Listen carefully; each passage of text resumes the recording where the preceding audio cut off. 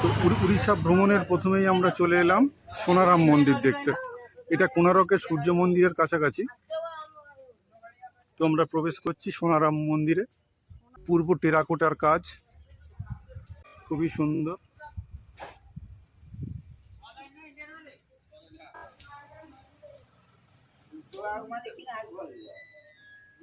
এটা অ্যাকচুয়ালি রাম মন্দির।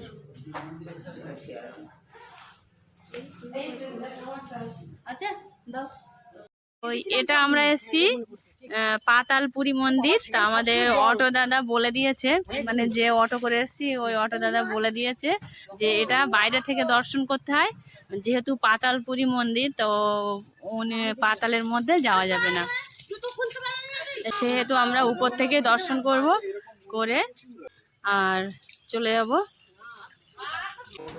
আর এই যে সব জগন্নাথ মন্দিরের মতন, মানে পুরীতে সব মন্দিরে এই জগন্নাথ মন্দিরের মতো টেরাকোটার কাজ আছে। তো এখানে কি আছে দেখি।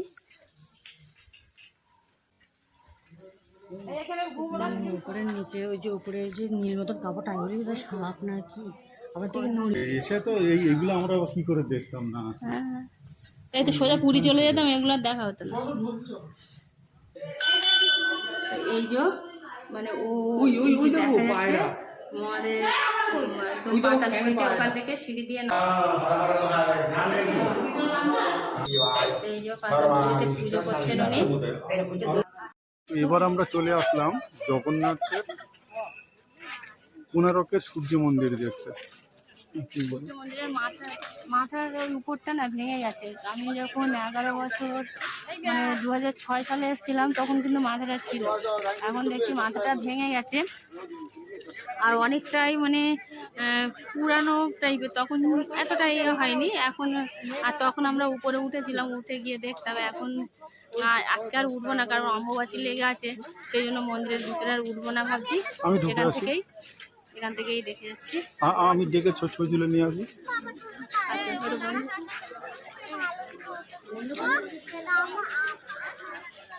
জুম হচ্ছে না কেন? এই নবগ্রহ মন্দিরে যেতে দুই সাইডে কি সুন্দর সবুজে ঘেরা বড় বড় গাছ, দুই সাইডে কি সুন্দর। এখানে ঠান্ডা পরিবেশটা একদম, মানে দুপুরবেলাও কত সুন্দর লাগছে পরিবেশটা, বেশ ঠান্ডা ঠান্ডা লাগছে।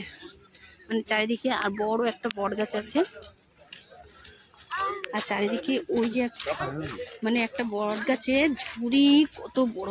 দেখুন বট গাছটা কত দূর, এই পুরোটাই চলে গেছে বট গাছের শাখা পোশাখা। এর গোড়া কোনটা আমি মানে ওই মাঝখানে ওইটা গোড়া, ওই যে, আর চারপাশে সব শাখা পোশাখা পড়ে আবার গাছের মতো। বট গাছ ঠিক এমনি হয়। কি সুন্দর লাগছে, কি সুন্দর ঠান্ডা ওয়েদার। তা আমরা চলে আসলাম নবগ্রহ মন্দির। নবগ্রহ মন্দিরে এসে গেছি, দেখি নবগ্রহটা সত্যি সুন্দর। নবগ্রহ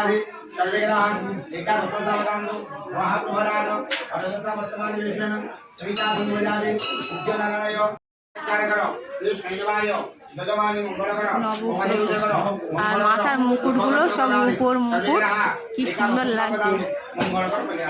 পুজো দিচ্ছে।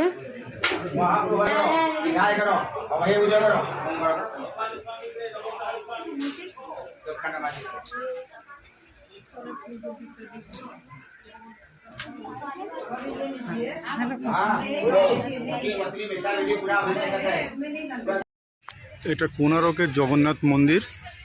তো এখানে রথযাত্রা উপলক্ষে রথ হচ্ছে,